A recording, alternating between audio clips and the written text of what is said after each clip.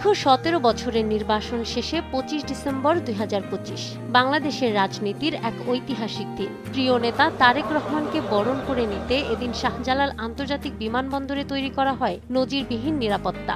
সেই ভিড়ের মধ্যেই সবার নজর কাড়ে একটি লাল সবুজ বুলেট প্রুফ বাস, যা শুধু বাহন নয়, হয়ে ওঠে নিরাপত্তা, দেশপ্রেম ও রাজনৈতিক বার্তার প্রতীক।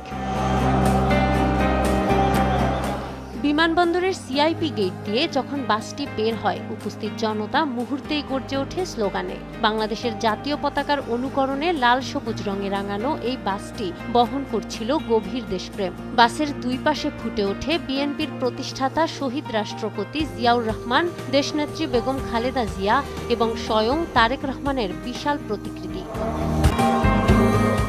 নিরাপত্তার প্রশ্নে এই বাহনটি ছিল এক অভেদ্য দুর্গ। রাজনৈতিক অস্থিতিশীলতা আর নেতার সুরক্ষার কথা মাথায় রেখে পুরো বাসটিকে করা হয় বুলেট প্রুফ। এর জানালাগুলোতে ব্যবহার করা হয় অত্যাধুনিক বুলেট নিরোধক শক্তিশালী কাচ।